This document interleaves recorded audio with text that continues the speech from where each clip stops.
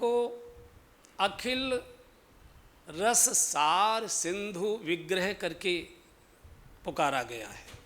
भगवान अखिल रस सार सिंधु, जितना सृष्टि का रस है और उसका भी जो सार है, उसका जो सिंधु यानी समुद्र है, उसके विग्रह श्री गुरुदेव भगवान है।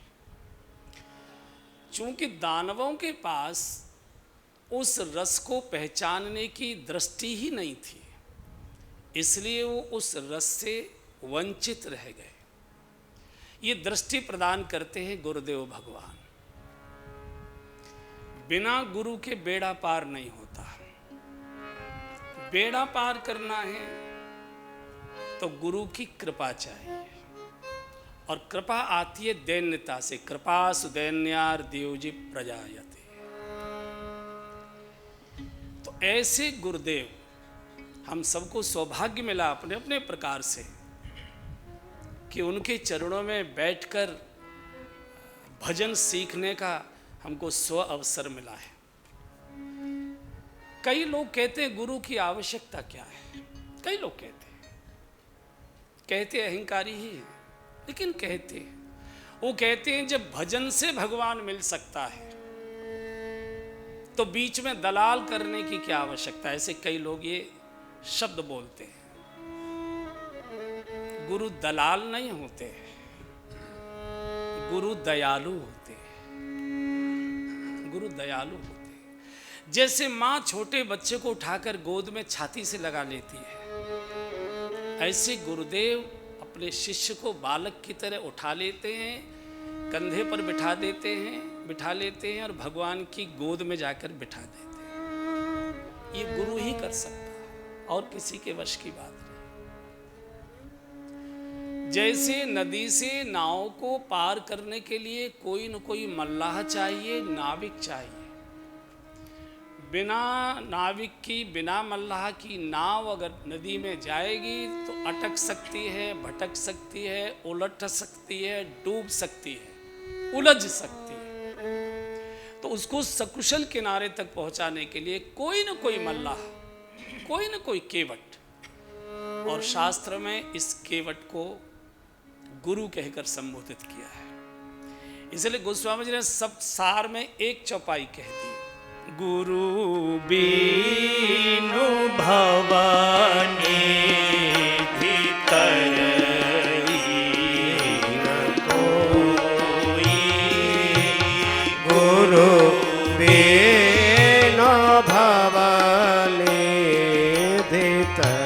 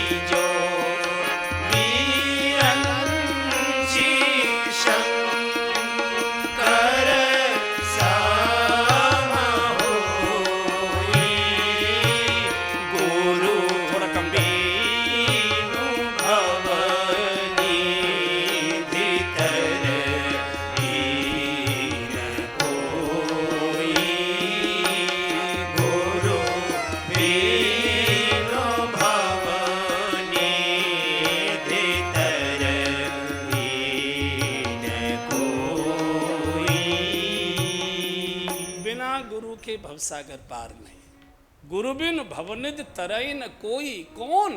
बोले ब्रह्मा विष्णु महेश भी। जो बिरंची शंकर सम होए।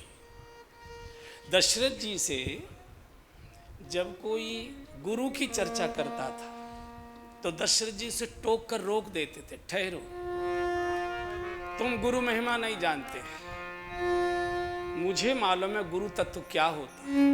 दशरथ जी स्वयं कहते, मोही समय अनुभय दूजे, मोही समय, मेरे बराबर किसी दूसरे को अनुभव नहीं है।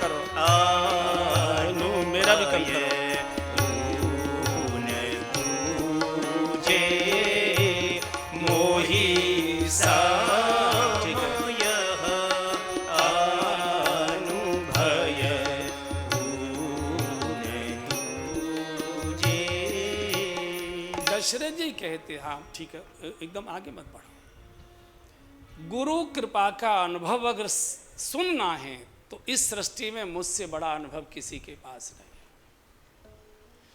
दशरथ जी कहते थे, जीवन निकल गया रोते रोते, महल में अंधकार, सूना सूना, बच्चे की किलकारी नहीं, उत्तराधिकारी का कहीं दर्शन नहीं, भविष्य पूरा डूब गया, दिन रात रोता था।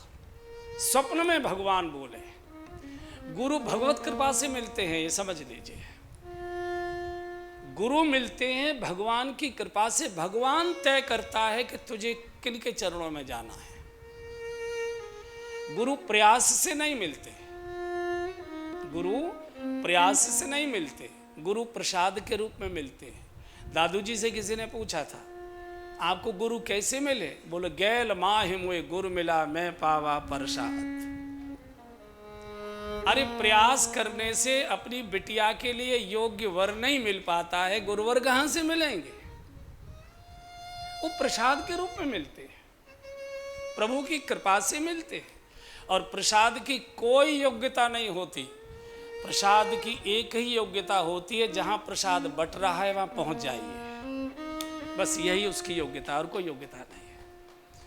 उस पंक्ति में कतार में खड़े हो जाइए, फिर आप मजदूर हैं, मालिक हैं, धनवान हैं, गुणवान हैं, बुद्धिमान हैं, निर्धन हैं, अब जैसे भी हैं, जो प्रसाद की लाइन में खड़ा हो गया, बारी आई, हाथ पसारा, प्रसाद मिल गया, लेकर चले आए, यही इसकी योग्यता है। प्रसाद योग्यता देकर संसार का व्यवहार किया जाता है। इन्होंने हमारी बिटिया की शादी में इतना दिया, तो हम इनकी बिटिया की शादी में इतना दे देंगे, तो देख कर व्यवहार होता है।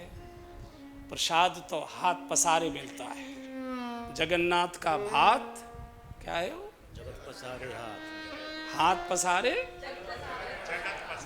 जिसने हाथ पसार दे, जो पहुंच गया प्रयास से। क्या प्रयास करोगे? गुरु बुद्धि से नहीं ठोके जाते, गुरु हृदय से मिलते हैं। आएगा विषय। तो दशरथ जी कहते थे, मोहिसम यह अनुभयो न दूजे, सब पायो रज पावन पूजे। स्वप्न में एक दिन भगवान ने कहा, राजन रोते रोते मर जाओगे, कुछ नहीं मिलेगा। तो दशरथ जी कहते, मैंने स्वप्न में ही बोला, फिर कहाँ जाऊं, क्या करूं? बोले, सीधे गुरुदेव के श्री चरणों में जाओ। मेरे भवन का रास्ता गुरु के द्वार से होकर आता है, जब तक गुरु द्वार नहीं जाओगे तब तक मैं तुम्हारे राजद्वार आऊंगा ही नहीं। और प्रातःकाल उठते ही स्नान करते हैं और गुरु गृह गयऊ तुरत महिपाला। कहीं मत जाइए, सीधे गुरु आश्रम, सीधे गुरु चरण।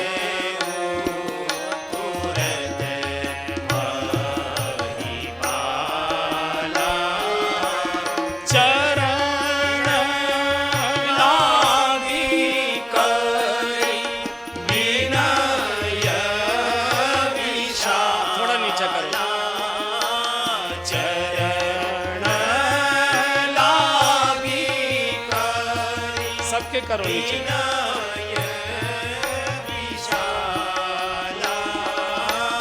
निज दुख सुख सब गुरु ही सुनाय।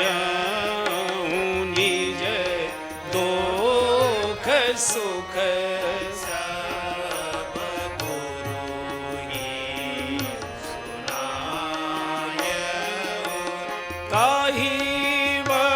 वशिष्ठ बहुविधि समझाय।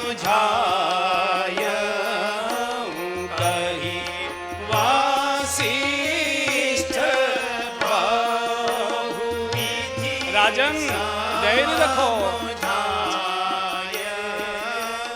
धर एक सेकेंड। आप जब वृंदावन में बजाते हैं ना तो वहाँ के सब संगीत वाले कहते थे उठाओ उठाओ उठाओ। यहाँ ये चलेगा दबाओ दबाओ दबाओ, एकदम मधुर आवाज, बहुत एकदम नीचे गाओ। धर धीर हो ठीक है। चारी धर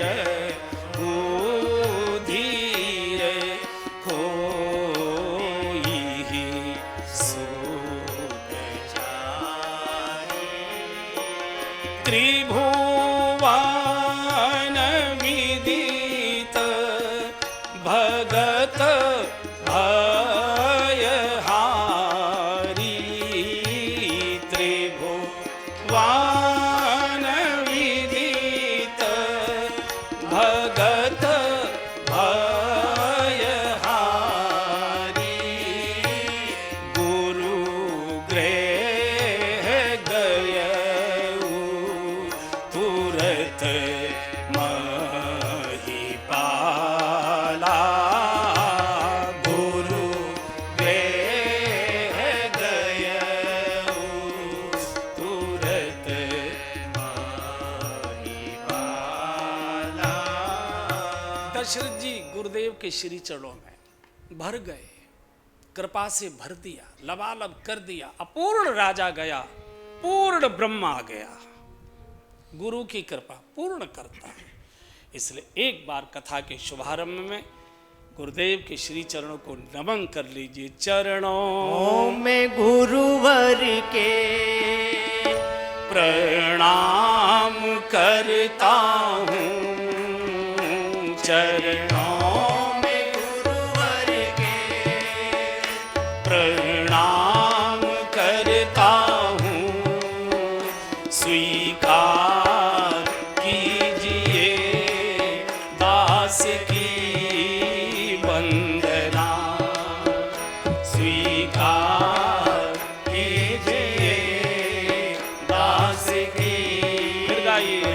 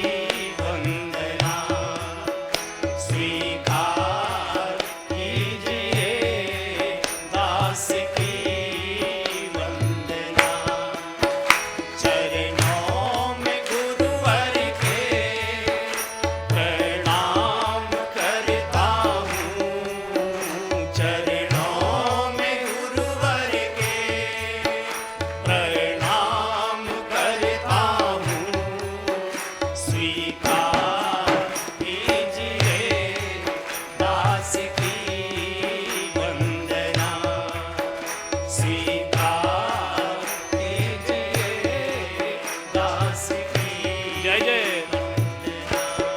हम तो भटक रहे थे अंधकार में, हम तो भटक रहे थे अंधकार में कोई मंजिल नहीं थी, संसार में कोई मंजिल नहीं थी, संसार में।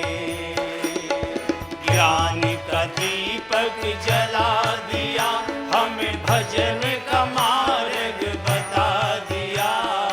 ज्ञान का दीपक जला दिया, हमें भजन का मार्ग बता दिया। स्वीकार कीजिए दास की वंदना, स्वीकार कीजिए दास की वंदना।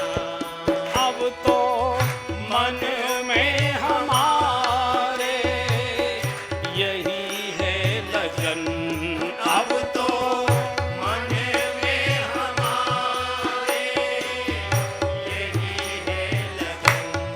कर दे जय जय।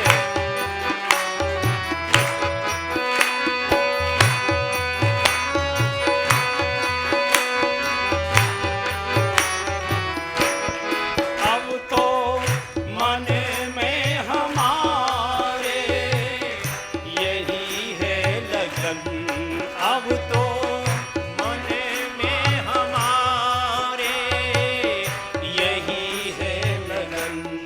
कर दे कृपा तो हो जाए हरि से मिलन, कर दे कृपा तो हो जाए हरि से मिलन।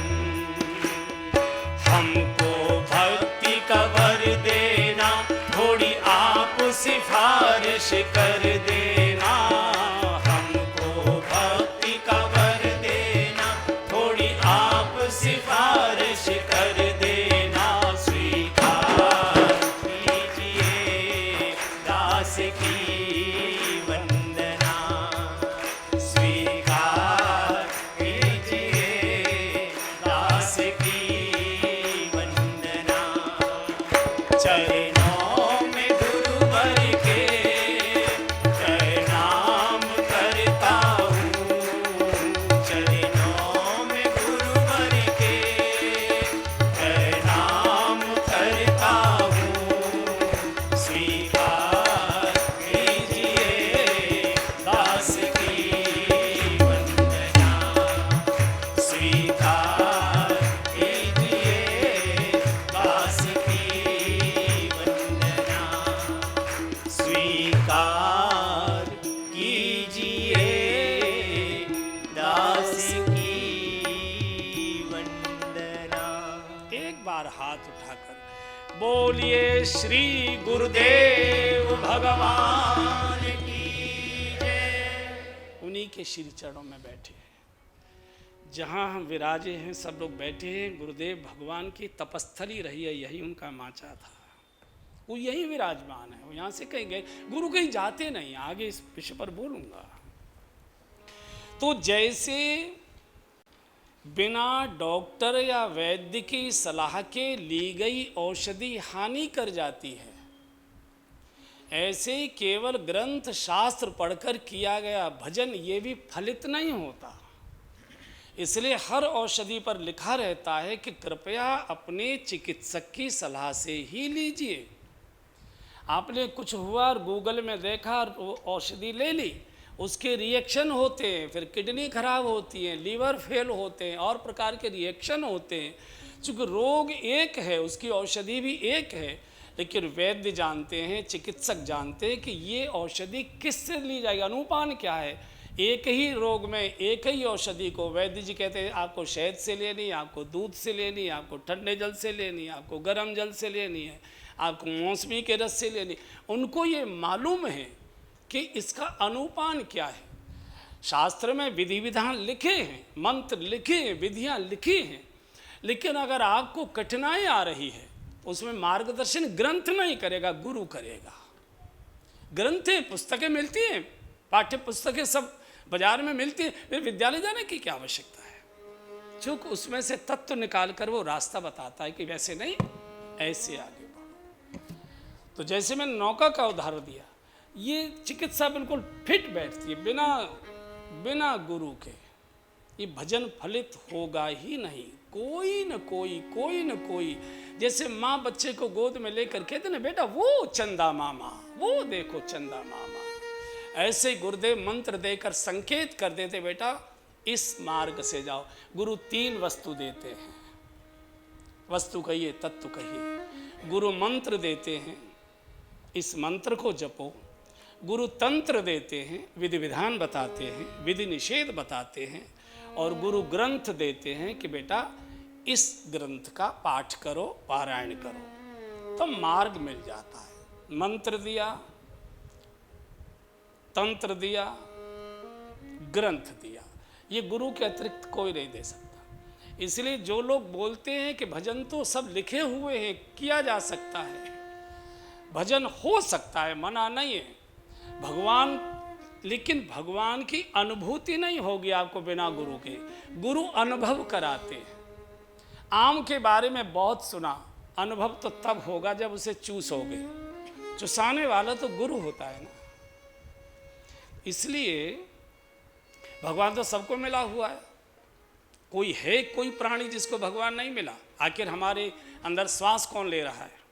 हमारी आंखों से देख कौन रहा है? हमारी वाणी से बोल कौन रहा है? हमारे पैरों से चल कौन रहा है? हमारे हृदय में धड़क कौन रहा है? रक्त में दौड़ कौन रहा है? परमात्मा ही तो दौड़ रहा है। जिस दिन भगवान निकल गए तो कोई दुनिया के डॉक्टर से हिला नहीं सकते। गया राम तो सब गया, हो गया। तो भगवान सबको प्राप्त है, प्रधानमंत्री है, राष्ट्रपति, सब दुनिया जानती है। चित्र देखते हैं, हमारे घरों में सब में चित्र लगे हैं। आनंद किसको आएगा? जो उनके पास बैठने का अधिकारी है, जो उनसे मिल सकता है, उनके पास बैठ सकता है, वही उसकी सहायता कर सकते हैं। अपरिचित को तो वो कुछ नहीं कर सकते, अपरिचित को तो कुछ नहीं कर सकते। तो गुरु भगवान से परिचय कराते हैं। एक जैन आचार्य हुए हैं, बड़े विद्वान, बड़े प्रखर, बहुत अच्छे प्रवचनकार, दुर्दैव से थोड़े जल्दी चले गए। पूज्य तरुण सागर जी महाराज, बड़े अच्छे प्रखर वक्ता। तो उन्होंने बहुत अच्छी गुरु की महिमा पर जो परिभाषा दी है, मैं समझता हूँ इतनी सुंदर, महिमावान और इतनी छोटी परिभाषा गुरु की मैंने तो किसी के श्रीमुख से अभी तक सुनी नहीं। वो कहते हैं जिसका कोई गुरु नहीं उसका जीवन शुरू नहीं। मैं समझता हूँ इससे छोटी और इतनी महिमावान परिभाषा कोई दूसरी होगी नहीं। जिसका कोई गुरु नहीं उसका जीवन शुरू नहीं। जीवन का शुभारंभ ही गुरु की कृपा से होता है, आशीर्वाद से होता है। बाकी तो भटकते रहोगे। हम तो भटक रहे थे, अभी हम लोगों ने गाया ही है। और उन्होंने उदाहरण बहुत अच्छा दिया है पतंग और पतंगे का। वो कहते हैं पतंग में भी वही अक्षर है और पतंगे में भी वही अक्षर है, कोई बिल्कुल अंतर नहीं है, लेकिन दोनों में एक मूल अंतर है। पतंगा स्वतंत्र रहता है, पतंग परतंत्र रहती है। पतंग किसी की डोरी में बंधी होती है और किसी के हाथ में रहती है। वो निर्णय देते हैं। वो कहते हैं जिनका जीवन पतंगे के समान स्वतंत्र है, परम स्वतंत्र सिर पर कोई, वो थोड़ी ही देर में भिन भिना कर किसी न किसी दीपक की आग की लौ पर जलकर राख हो जाता है, खाक हो जाता है, अस्तित्व ही मिट जाता है। लेकिन जिन्होंने अपने जीवन की डोर पतंग की तरह किसी सदगुरु के हाथ में दी है, पतंग में डोर बंधी और किसी के हाथ में आ गई तो वो आकाश की ऊंचाइयों को छूती है, ऊपर की ओर उड़ती है। डोर बंधी है लेकिन हाथ में नहीं है तो अभी पतंग धरती पर पड़ी रहती है। किसी न किसी के हाथ में हम होने चाहिए। जीवन अगर किसी के हाथ में आ गया, सदगुरु के हाथ में आ गया, किसी महत्पुरुष के हाथ में आ गया, तो पतंग की आकाश की जैसे ऊंचाई। और वैसे भी आप अनुभव करेंगे जिन्होंने भौतिक जगत में भी और आध्यात्मिक जगत में भी, आर्थिक जगत में भी, सामाजिक जगत में भी जिन्होंने ऊंचाइयों की ओर उड़ान भरी है, वो किसी के हाथ में ही रहे थे, किसी न किसी के वो हाथ में रहे थे। वही उड़ेगा, बाकी तो चिड़चिड़ाता रह जाएगा। किसी के हाथ में जाइए, किसी के हो जाइए, किसी के हो जाइए। कोई ऐसे चरण चाहिए जहां हम बैठ सके, जहां हम रो सके, जहां हम अपनी पीड़ा को उगल सके, जहां कोई हमारी पीठ थपथपा सके, हमारे सिर को हाथ रखकर सहला सके, हमारे आंसू पहुंच सके, हमको सांत्वना दे सके, उत्साह दे। कोई न कोई एक स्थान, और वो स्थान केवल गुरु का ही है। बाकी कहीं रोने की आवश्यकता नहीं। अरे भाई भतीजे परिवार में रोओगे, उस समय तो वो घड़ियाली आंसू बहाएंगे, निकल कर जाओगे, कहने लग जाएंगे अब आया ऊंट पहाड़ के नीचे। क्योंकि कोई किसी के आंसुओं को पहुंचता नहीं है, वो सब ऊपर की दिखावटी बात है। तो अगर जीवन की ऊंचाइयां प्राप्त करनी है,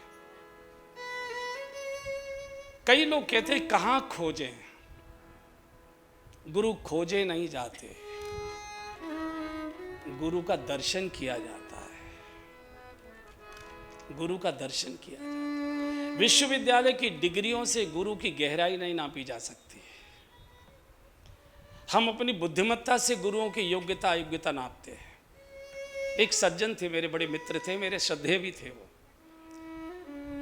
उनको जीवन में गुरु ही नहीं मिला। वो जब आए, महाराज जी कोई गुरु बताए। मैंने कि अब मुझसे ही कह रहे हैं गुरु बताएं, और जब आंख ही नहीं है तो मैं क्या करूं। तो मैंने कई नाम भी बताए, कुछ है उनमें, कुछ है मतलब जो हाथ करें और सेब ले आए, जो हाथ करें और कुछ करामात दिखा दें। करामाती तो ठग लेगा, तो वो जेब काट लेगा, वो जीवन के कष्ट नहीं काटेगा, वो आपकी जेब काटेगा। तो किसी ने कह दिया कि पानी पीना छान कर और गुरु बनाना जानकर, पता नहीं किसने ये बोला है। मेरी कोई कहता है कबीरदास जी ने बोला। कबीर तो ये बात नहीं बोल सकते, इतना विद्वान व्यक्ति ये बात नहीं बोलेगा। गुरु क्या जानोगे भाई गुरु के बारे में। हाथ के इंची टेप से महासागर की गहराई नहीं नापी जा सकती। गुरु को तो आत्मा से ही जाना जा सकता है, बुद्धि से नहीं जाना जा सकता। विश्वविद्यालय की डिग्रियों से आप ऊपर की चीजें देख सकेंगे। शरीर से तो गुरु हमारे ही जैसे होते हैं। हो सकता है आपसे कुछ और कुरूप हों, अयोग्य हों, अव्यवहारिक हों, चिलम भी पी लेते हों, तंबाकू भी चलवा लेते हों, हो सकता है गाली भी दे देते हों, हो सकता है। शरीर से तो शरीर धर्म सबका एक सा होता है। उनको भी बीमारी होती है, उनको भी ठंड और गर्मी लगती है, उनको भी भूख ताप लगता है। ये शरीर धर्म सबका एक है। लेकिन जो गुरु हमको दिखाई दे रहे हैं आंखों से, वो नहीं है, वो नहीं है जो हमको दिखाई दे रहा है। वो कुछ और है। वो इन माथे की आंखों से दिखाई नहीं देगा। माथे की आंखें विधाता ने जगत को देखने के लिए दी है। जगत गुरु को देखने के लिए माथे की आंखें नहीं चाहिए।